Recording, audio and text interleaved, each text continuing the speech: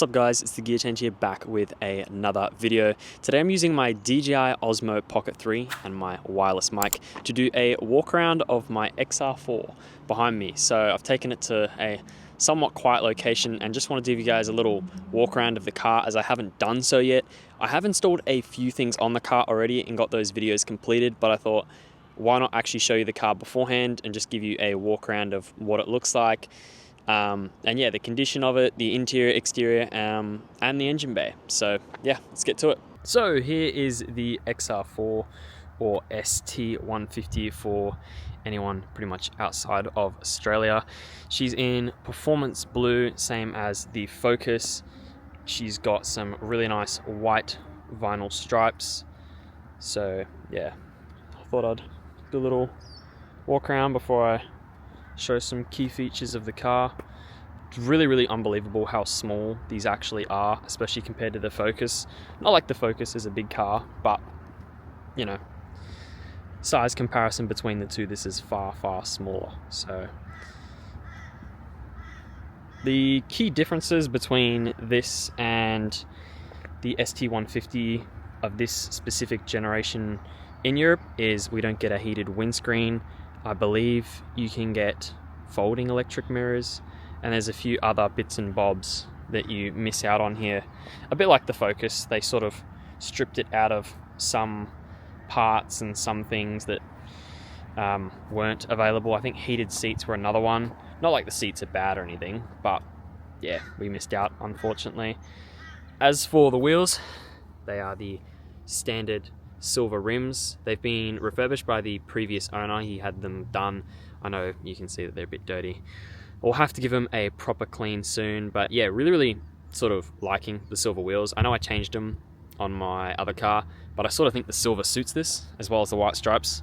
I've had a debate with people saying, oh, keep or remove the stripes. Personally, I think they suit the car quite well, more so than the Focus. I think they sort of give it a bit of character that it, not that it doesn't have any, but it just sort of makes it pop more. I've got the new sequential indicators, which I installed the other day.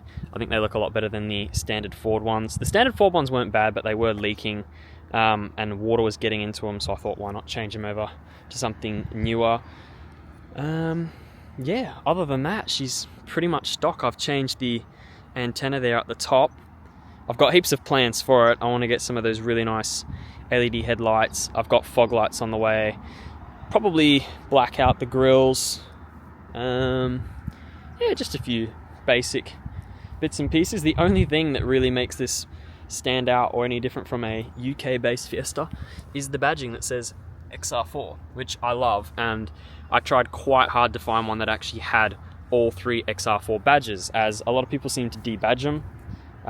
I guess like the Focus, they want to make it look like an ST, kind of the same with Holden Commodores and people putting Chevy badges on them. So I wanted all three XR4 badges just so it looked nice and neat.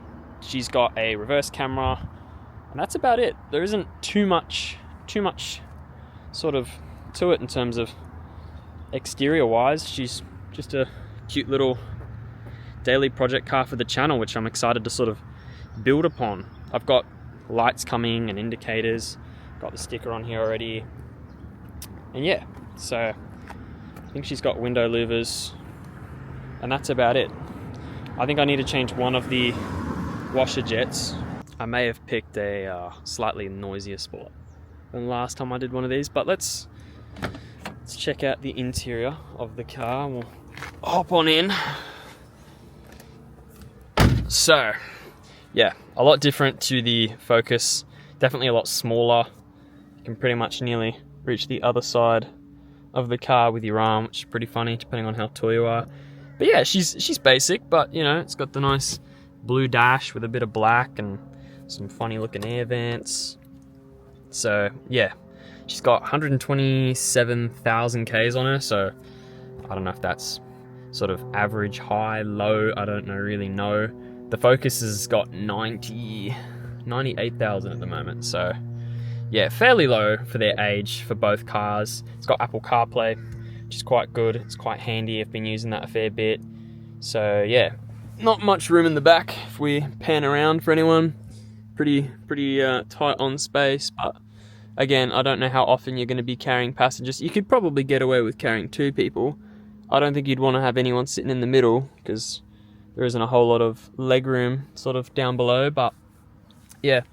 No ST on the seats is one other thing that we missed out on apparently. I don't know why they didn't just do XR4. I think in the door sills actually.